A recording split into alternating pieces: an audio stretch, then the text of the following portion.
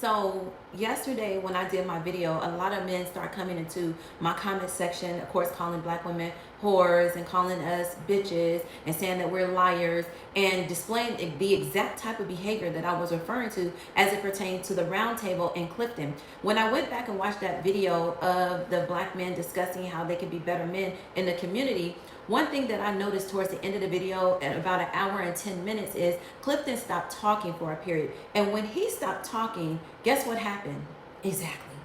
There was actually work being done. When you remove these old heads out of the way that are stuck in their ways and they are stuck blaming the white man and the black woman and everybody but themselves, Clifton Powell literally said that his father was so violent that he would beat a baby.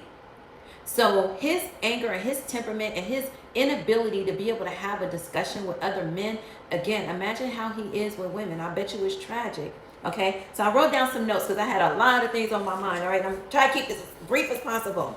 All right, arrested development was something I wanted to discuss. The lack of sexual discipline I want to discuss. The no emotional regulation. Again, men coming on my page, oh, fuck you, I hate you.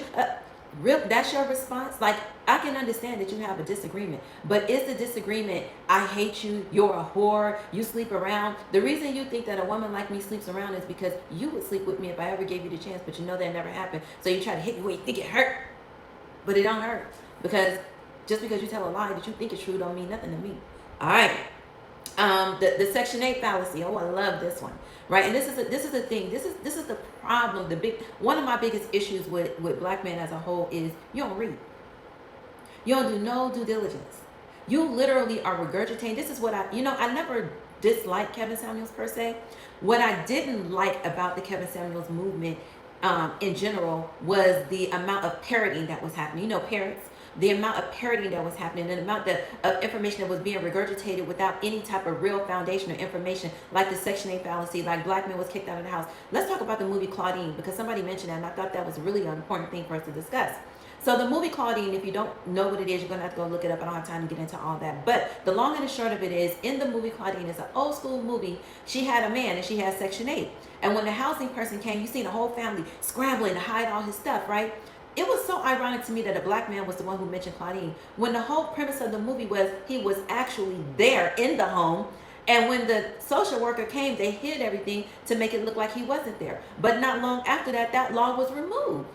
So you keep talking about that they didn't let you in the home. No, they said you had to marry the women. So you decided I would rather burn in hell than to be there with my woman and my children. I would rather burn in hell than to follow the white man's rules. But here's the thing.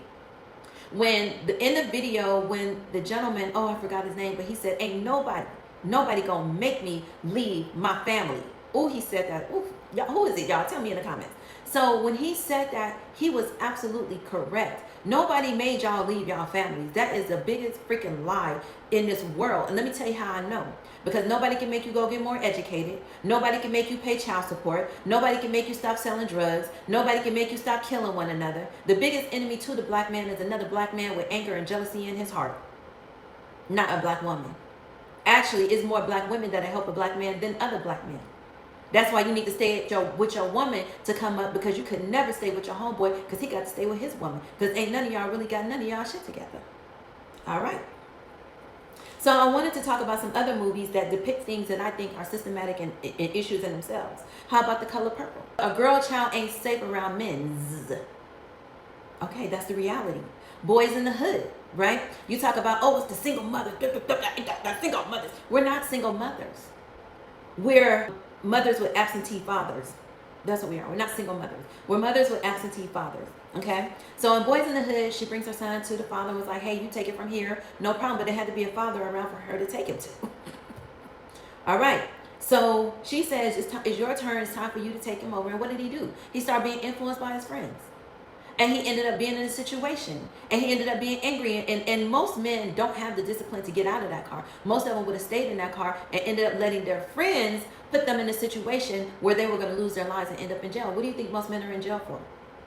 Selling drugs to the community, because they'd rather do that than go get an education and work and do the things that they need to do. Okay? So men rely on sports for male leadership, gangs for male leadership, drugs, right? Drug dealing for male leadership. And Oh, they rely on all those things from male leadership. So regardless of what the mother say, how many times y'all see a movie where the mom is begging the son to stop? Boys in the Hood again. Stop doing this. Like, he refused to listen to his mother. It's not a single mother that don't love her son. It is absolutely the outside environment where other men are influencing you to do the worst things ever. Exactly. The same men that will stab you in your back and shoot you in your back. Okay? Another reason why men don't hold each other accountable, because they're afraid of each other. The men that come into my comment section, you bitch, you this, you that. The good men on my page don't never say shit to them. But let a woman say something they don't like. She ain't even got a cuss. But if a woman on my page says something that they don't like, oh, they write paragraphs and fucking thesis statements to correct her. But when a man is on my page cussing, being disrespectful, you'll never see another man come on and say nothing to him, because y'all scared of each other. And you should be. You have every reason to be scared of one another, because you are more likely to be a victim of somebody that look just like you than you are to be a victim of me. How you think we victimize you is expecting you to raise your children and pay child support for them. That's how you believe black women victimize you and don't give you sex when you want it. That's why the strip clubs are multi-million-dollar businesses, but not the colleges in the hood. Okay? So one thing I wanted to also bring up was the Willie Lynch syndrome, right? So when I was looking into Willie Lynch, it was all about the black man being physically strong and mentally weak, and that's where we are. That's why you don't have the ability to maintain your temperament. That's why you don't have the ability to stand strong, and you like Clifton, 70 years old, throwing tantrums and fits and threatening everybody, and you're going to whoop somebody and you're going to beat somebody, because you don't even have the mental strength. You only have the physical strength. And until you get the mental strength to have the sexual discipline, to have the discipline to be fathers, to have discipline to be leaders, you will always be in a situation that you're in, and you're going to always blame women, because you, in your own mind, without knowing it, believe that women are the leaders of the community, which is why you make them responsible for everything that you can't do, because you in here know who should actually be leading, but you get in the way.